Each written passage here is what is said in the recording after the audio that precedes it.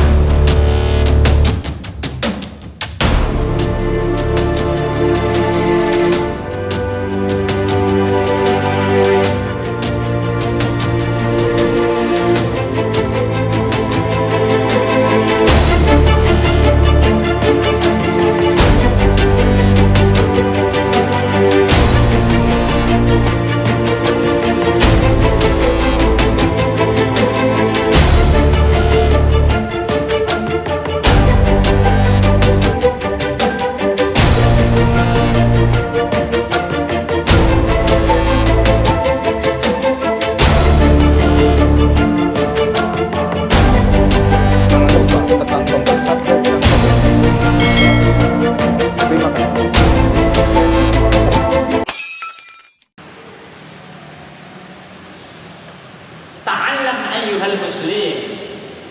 Ini yang ketiga. Pelajaran yang harusnya menyadarkan kita dari pelaksanaan ibadah kurban adalah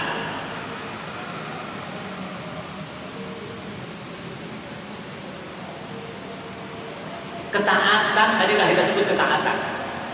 Pelajaran yang bisa kita ambil dari pelaksanaan ibadah kurban adalah seberapa jauh kecintaan kita kepada Allah. Kalau berbicara mengenai cinta kepada Allah Subhanahu wa Ta'ala, kita bisa mengatakan, oh saya cinta Allah dan Rasulnya melebihi segala-galanya.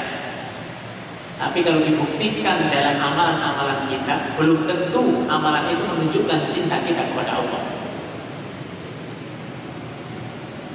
Dalam Al-Quran, kalau Allah ingin manusia itu cinta kepada Rasulullah Shallallahu Alaihi Wasallam, bukan berarti Allah langsung perintah, cintai Muhammad, cintai aku, tidak.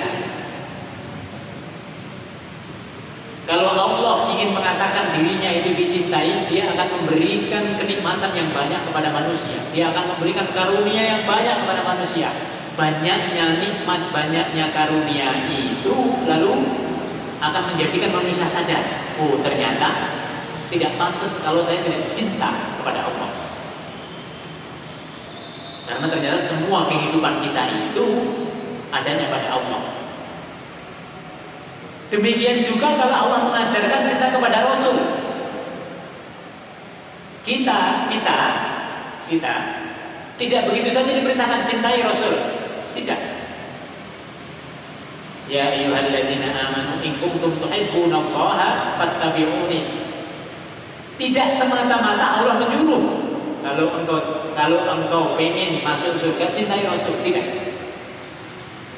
Tapi Allah selalu mengambil dari pihak Rasulnya. Apa yang dilakukan oleh Rasulullah Shallallahu Alaihi Wasallam. Rasul sudah menyampaikan seluruh syariat yang diberikan oleh Allah kepada umatnya. Rasul sudah menyampaikan semua itu dalam bentuk Al-Quran. Rasul nanti mengajari para sahabat, sahabat mengajari tabi'in, tabi'in mengajari tabi'in, terus sampai kepada kita. Rasul bahkan memberikan pemeliharaan kepada umatnya. Ketika umatnya itu sudah melampaui batas, datang malaikat. Malaikat itu ingin menghancurkan umatnya Nabi Muhammad. Nabi Muhammad sendiri mengatakan jangan.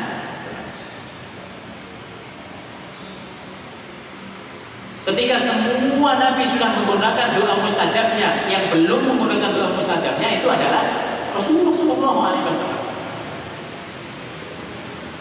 Semua kebaikan-kebaikan yang dilakukan oleh Rasulullah SAW inilah yang kemudian dimunculkan oleh Allah Subhanahu Wa Taala supaya kita bisa mencintai Rasulnya. Kalau sudah seperti itu kita masih belum mencintai Rasulnya, berarti pikiran kita itu hanya untuk kepentingan dunia saja.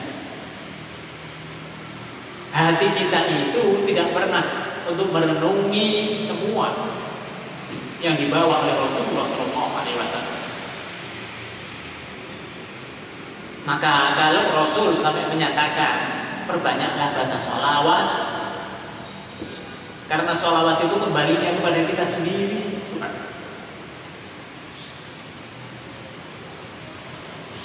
Karena memang yang dilakukan oleh Rasulullah SAW itu sudah terlampau banyak. Tidak ada di antara nabi-nabi yang lain yang perbuatannya itu melampaui apa yang dilakukan oleh Rasulullah SAW kepada umatnya. Tidak ada.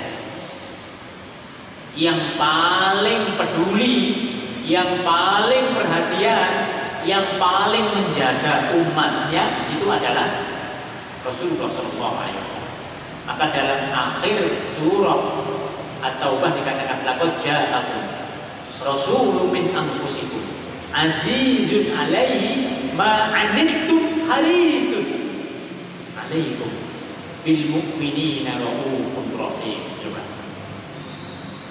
Rasul tidak pernah punya dendam kepada umatnya.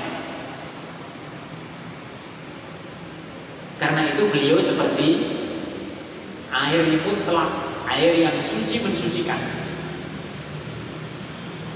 Tapi manusia yang lain tidak bisa seperti itu. Manusia yang lain siapapun dia ada rasa dendam, ada rasa benci, ada rasa tidak suka. Berbeda kalau dia itu adalah seorang Rasul. Maka Bapak dan Ibu sekalian, kalau Rasulullah SAW dalam kehidupannya sudah melakukan sirah sunnah seperti itu, tentu kita lihat kepada sunnah para sahabat yang lain. Bagaimana dengan sahabat yang lain? Apakah para sahabat juga melakukan penyembelihan hewan kurban? Secara umum, iya. Maka para sahabat setiap tahun juga melaksanakan kurban sebagaimana yang dilakukan oleh Rasulullah SAW. Kecuali dua orang. Siapa dua orang ini? Abu Bakar dan juga Umar. Mungkin kita di sini agak kaget mungkin kenapa Abu Bakar dan Umar tidak melaksanakan penyembelihan kurban setiap tahun. Abu Bakar dan Umar radhiyallahu anhu tidak melaksanakan penyembelihan kurban setiap tahun itu karena keduanya khawatir kalau semua para sahabat itu melaksanakan seperti yang dilaksanakan oleh Rasulullah SAW, dia khawatir nanti belakangan orang menganggap ibadah kurban ini sesuatu yang wajib. Padahal ini wajib bagi Rasul, tapi tidak wajib bagi yang lain, bagi umatnya.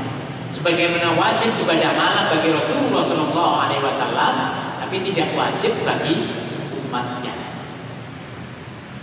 Tapi yang harus dikasih catatan adalah siapapun umatnya yang bisa melaksanakan yang sunnah itu, maka itu jauh lebih baik daripada yang tidak melaksanakan.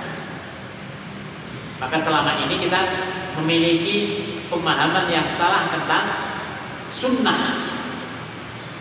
Sunnah itu diartikan kalau kita kerjakan kita mendapat pahala, kalau tidak kita kerjakan nggak apa-apa. Ini salah. Orang akhirnya milih yang kedua. Banyak sunnah yang tidak dilaksanakan. Coba. Padahal harusnya sunnah itu adalah apabila kita kerjakan mendapatkan pahala.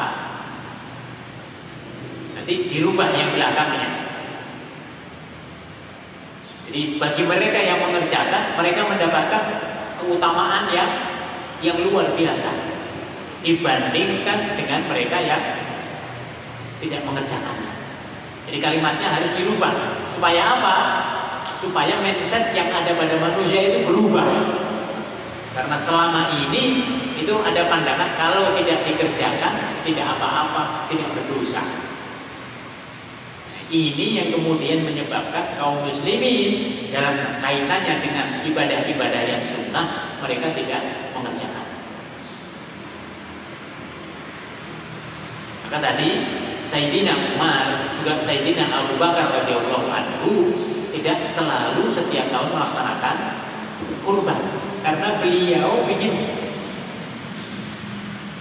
memberikan pemahaman, pengajaran kepada yang lain, khususnya kaum muslimin, jangan sampai menganggap bahwa ibadah kurban itu adalah ibadah yang sunnah, walaupun yang wajib, walaupun Rasulullah SAW setiap kali melaksanakannya. Jangan lupa tekan tombol subscribe dan lonceng. Terima kasih.